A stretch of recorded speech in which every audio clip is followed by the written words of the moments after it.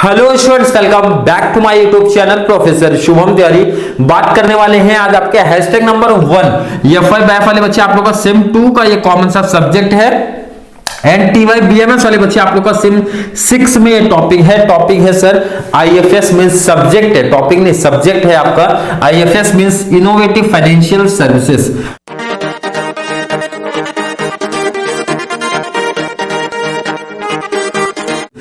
BMS वाले बच्चे आप लोग का सिम 6 में, बैफ सिम 2 में, पर ध्यान रखना कोई बच्चा कंफ्यूज नहीं होगा अगर बैफ वाले देख रहे हो या फिर टीवाई बीएमएस वाले देख रहे हो। आपका ये सिलेबस कंप्लीट जैसा दिया गया दोनों लोग का सेम है एंड पेपर पैटर्न भी दोनों का सेम है। 75-25 का पैटर्न दोनों को चलता है, बैफ वाले बच्चों का भी बीएमएस वाले बच्चों का भी। टॉपिक की जब बात करते हो पहले कोई भी सब्जेक्ट जब आप पढ़ते हो, कोई भी सब्जेक्ट आप पढ़ते हो तो पहले आपको कंप्लीट सिलेबस और पेपर पैटर्न की इंफॉर्मेशन होनी चाहिए, उसकी नॉलेज होनी चाहिए। उसके बाद जो हैशटैग नंबर 2 में, हैशटैग 1 आपका, हैशटैग नंबर 2 में जब आपको इंपॉर्टेंट क्वेश्चंस प्रोवाइड कराया जाएगा, बताया जाएगा भाई, तो इसके लिए इंपॉर्टेंट क्वेश्चन आपको परफेक्ट तरीके से समझ में आने चाहिए। कौन सा क्वेश्चन कहां पे पूछा जाएगा, कौन सा टॉपिक कहां से पूछा जाएगा, ये आइडिया सर हमको होना चाहिए। इसके लिए पेपर पैटर्न की भी नॉलेज होनी चाहिए। बात करूंगा सिंपल सा कि सर टॉपिक क्या है भाई। टॉपिक मतलब चैप्टर्स हमारे क्या है, चैप्टर्स बोल सकते हो, यूनिट बोल सकते हो। 4 यूनिट 4 चैप्टर हैं हमारे, 4 चैप्टर आप लोगों को दिख रहे हैं। पहले अगर मैं बात करूं काफी बच्चे बैफ वाले बच्चे आप लोगों को पहले ये सब्जेक्ट नहीं था। आईएफएस की जगह पे इनडायरेक्ट टैक्सेशन हमारा था जब जीएसटी नहीं आई थी, मींस 2017 की मैं बात करूं, उस 17 के बाद ऐड हुआ है। आई थिंक 18 या 19 से ऐड हुआ आपका सिलेबस से। पहले इनडायरेक्ट टैक्स था तो इनडायरेक्ट टैक्स आप लोग का यहां पे आता था, आईएफएस नहीं था, आईएफएस उसके बाद आया आप लोग का। तो चैप्टर्स की बात करेंगे सर, 4 चैप्टर्स हमारे हैं। Introduction to traditional financial services clear है। Second chapter sir issue management and securitization clear है। नेक्स्ट हमारा sir financial services and its mechanism and last हमारा sir consumer finance and credit rating. अब ये subject जो आपको दिया गया इसमें फाइनेंस की अच्छी नॉलेज दी गई है, फाइनेंस से रिलेटेड बहुत अच्छी नॉलेज आपको होनी चाहिए सर, क्लियर है। इसीलिए ये टॉपिक आपको दिया गया, सब्जेक्ट आपको दिया गया। अब ध्यान रखना जब आप इस टॉपिक इस सब्जेक्ट की प्रिपरेशन आप लोग करोगे तो ध्यान रखना हर एक टॉपिक में, जैसे ये टॉपिक नंबर सर हो गया हमारा 1, टॉपिक 1 में 3 सब पार्ट्स हैं, ए बी सी या फिर 1 2 3 आप समझ सकते हो। मतलब सिंपल सा बोलो हर एक चैप्टर के अंदर 3 सब पार्ट्स कर दिए गए हैं, ए बी सी करके, इस तरीके से आपको क्लासिफाई किया गया है सर। चैप्टर 2 की भी जब आप बात करोगे sir first second third clear है।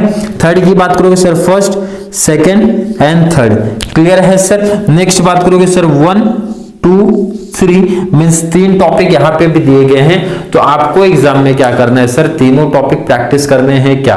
अब जो बच्चा एंडिंग में देखेगा तो इंपॉर्टेंट क्वेश्चंस फॉलो करेगा, इंपॉर्टेंट क्वेश्चन। बट जो बच्चे अभी से बैफ वाले देख रहे हैं तो मेरा सजेशन है आप लोग कंप्लीट सिलेबस पढ़ो, क्योंकि बहुत इंपॉर्टेंट सब्जेक्ट है आपका। जब आपने बैफ कोर्स लिया भाई, बैफ वाले को अकाउंट और फाइनेंस में बहुत अच्छी नॉलेज होनी चाहिए। तो जो बच्चे अभी ये वीडियो देख रहे हैं तो मेरा सजेशन आप कॉलेज क्लास जहां पे भी जाते हो कंप्लीट नॉलेज इस सब्जेक्ट की होनी चाहिए। बैफ वालों के लिए बहुत इंपॉर्टेंट सब्जेक्ट है, एंड बीएमएस वाले बच्चों का भी है। नहीं तो लोग बच्चे बोलेंगे कि सर बैफ पे ज्यादा फोकस कर रहे हैं, बीएमएस पे मींस आप लोग का ये बहुत इंपॉर्टेंट सब्जेक्ट है कि नॉलेज सर हमको बहुत अच्छी होनी चाहिए इस सब्जेक्ट के बारे में, टॉपिक के बारे में। तो मेरा सजेशन स्टार्टिंग से जो बच्चा देखेगा वो पूरा कॉन्सेप्ट क्लियर करे, कोचिंग क्लास जहां पे भी हो जा रहे हैं या फिर कॉलेज से कवर करें। बट जो बच्चे एंडिंग में आते हैं तो उनके लिए इंपॉर्टेंट क्वेश्चंस प्रोवाइड कराना पड़ता है भाई, इंपॉर्टेंट क्वेश्चंस देना पड़ेगा, जो कि मैं हैशटैग नंबर 2 में प्रोवाइड करा दूंगा क्लियर है। अब थोड़ा सा पेपर पैटर्न पे चलते हैं। पेपर पैटर्न क्या होने वाला है सर, हमारा 75-25 का पैटर्न चलता है। 25 का हमारा इंटरनल एग्जाम होता है, 75 का एक्सटर्नल एग्जाम होता है। एक्सटर्नल एग्जाम आप लोग को ऑलमोस्ट सब सब्जेक्ट की अगर मैं बात करूं ऑलमोस्ट सेम ही पेपर पैटर्न होते हैं, कुछ 1 से 2 सब्जेक्ट अगर आप हटा रहे हो तो बाकी अब रिमेनिंग जो बच गए सबके पेपर पैटर्न आपके कॉमन से चलते हैं। क्वेश्चन नंबर 1 में सर हमारा ऑब्जेक्टिव होता है, 15 मार्क्स का क्वेश्चन पूछा जाता है। ए बी का पैटर्न चलता है, ए बी मींस होगा यहां पे सर पूछा जाएगा एनी 8 आउट ऑफ 10, सेकंड में सर एनी 7 आउट ऑफ 10। मतलब यहां पे भी आपको ऑप्शन मिल रहा है, ऑब्जेक्टिव्स में भी ऑप्शन आपको मिल रहा है, ये सबसे बड़ा एडवांटेज है sir. Any 8 out of 10 any 7 out of 10 cover करना है, बट कंडीशन लगी है। कंडीशन क्या है सर, यहां पे भी ऑप्शन दिए, ऑप्शन में अब आपको यहां पे मेहनत करना पड़ेगा। जैसे sir true and false, second match the pair, next हमारा सर फिलअप, लास्ट हमारा सर ये एमसीक्यूज। अब ये चार में से एग्जाम में सर दो ही बनने वाले हैं। अब तो आपको प्रैक्टिस चारों करना पड़ेगा, क्योंकि एग्जाम में कोई भी दो रख सकते हैं, कोई भी दो रख सकते हैं। मींस ट्रू फॉल्स पूछा जा सकता है सर, मैच द पेयर पूछा जा सकता है, फिलअप या फिर एमसीक्यू रख सकते हैं। चारों अच्छे तरीके से प्रैक्टिस कर लेना। कोई भी दो यहां पे रखेंगे और आपको कवर करना है, 15 मार्क्स आपको मिल जाएगा। क्वेश्चन नंबर 2, 3, 4 की अगर मैं बात करूं, क्वेश्चन नंबर 2, 3, 4 की अगर मैं बात करता हूं, क्वेश्चन है सर फुल लेंथ क्वेश्चन के ऑप्शन में फुल लेंथ क्वेश्चन आएगा 15 मार्क्स का। थर्ड में भी आपका सेम है, full length question, full length, full length, full length question. पर ध्यान रखना यहाँ पे कोई क्वेश्चन 15 मार्क्स का नहीं बनेगा, ये ध्यान रखना भाई। फुल लेंथ का मतलब ऐसा नहीं है कि आपको 15 समझना है, ए बी और यहां पे भी ऑप्शन में सी डी। क्लियर है? ए बी सी डी इस तरीके से पूछा जाएगा। और यही सबसे बड़ा डिसएडवांटेज आपके लिए बनता है। सर कैसे डिसएडवांटेज? ऑप्शन तो दिख रहा है, प्रॉब्लम क्या हो आप थोड़ा यहाँ पे समझो, क्या प्रॉब्लम हमारे साथ होती है। क्वेश्चन नंबर 2 जैसे मैं बात करूं, यहां से पूछा जाएगा, कहां से सर? चैप्टर 1 से पूछा जाएगा, कि मतलब चैप्टर 1 से 4 क्वेश्चन हमारे बनते हैं। अब हो सकता है किसी बच्चे ने कुछ दिमाग लगाया हो कि यहां से 2 टॉपिक कर लिया हो, पहले हर एक चैप्टर से 2 टॉपिक किया और तीसरा ऑप्शन में रख दिया हो। काफी बच्चों का अलग अलग लॉजिक, अलग अलग माइंड चलता है किस तरीके से रख रहे हैं। तो इनके ऐसा हो सकता है कि उनके साथ क्या होगा सर, उनको यहां से एक क्वेश्चन आ रहा है और यहां से उनको सी आ रहा है, तो उनके लिए प्रॉब्लम हो गया। क्योंकि आपको कवर करना है सर एग्जाम में ए बी।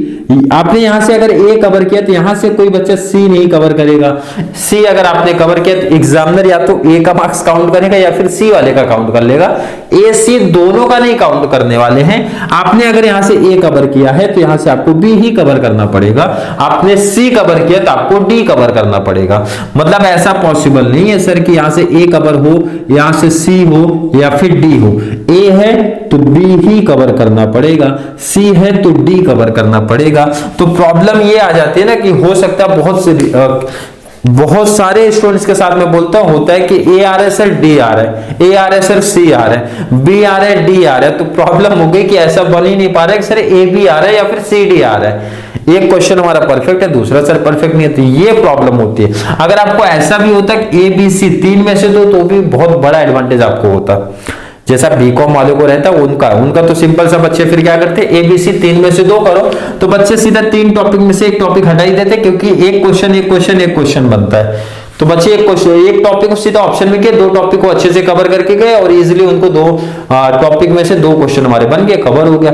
बट ऐसे टॉपिक्स मतलब ऐसा जिसका सिलेबस पेपर पैटर्न जिस सब्जेक्ट का है, उन बच्चों के लिए थोड़ी सी प्रॉब्लम क्रिएट होती है और उनके इंपॉर्टेंट क्वेश्चंस भी इसीलिए बढ़ जाते हैं। उसका रीजन यही है कि भाई हमको भी देखना पड़ता है, टीचर्स को भी देखना पड़ता है, इंपॉर्टेंट क्वेश्चन आप किस बेस पे दे रहे हो। और अगर आपने दिया है तो हो सकता है चांस आपका भी बन सकता है एक इंपॉर्टेंट क्वेश्चन आपका ए में आया हो, दूसरा सी या डी में आया हो, तो बच्चे लोग के लिए प्रॉब्लम हो जाता है ना। इसलिए इंपॉर्टेंट क्वेश्चंस प्रॉपर तरीके से और थोड़े से ज्यादा देने पड़ते हैं।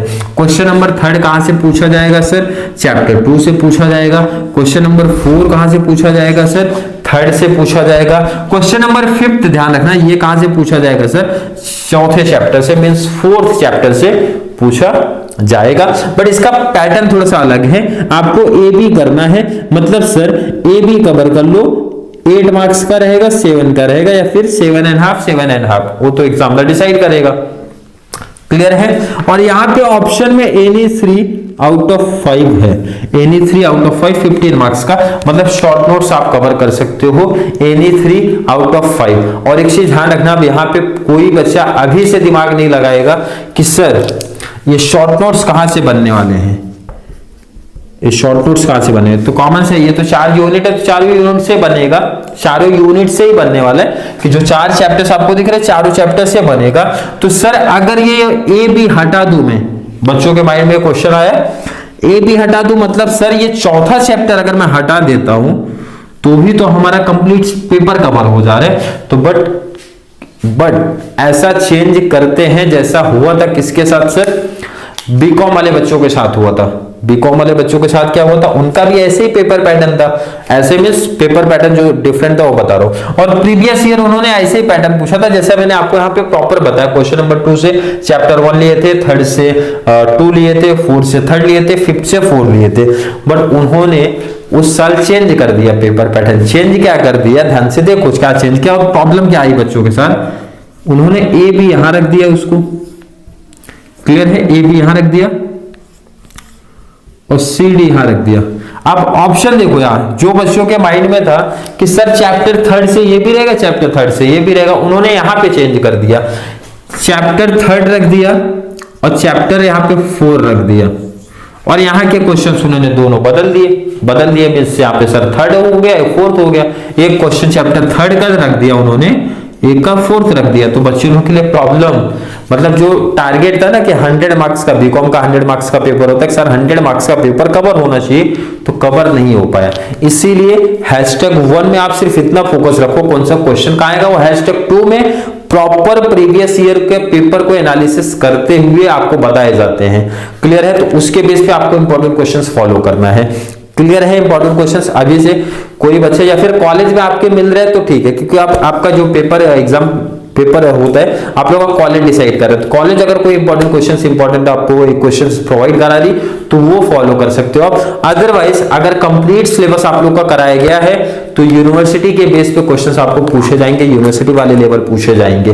बट ध्यान रखना, जिन बच्चों के कॉलेज में इंपॉर्टेंट क्वेश्चंस प्रोवाइड कराया जाएगा, टीवाई को तो नहीं मिलने वाला। टीवाई आप लोग का तो कॉमन से भाई सेंटर लगने वाले तो वो तो यूनिवर्सिटी ही सेट करेगी। बट बैफ की बात करो, बैफ आप लोग का कॉलेज सेटअप अगर कर दिए तो फिर कॉलेज के अकॉर्डिंग ही जाना, जैसे टीचर सर प्रोफेसर जिन्होंने भी जैसा आपको गाइड किया है उसके हिसाब से चलना है आपको।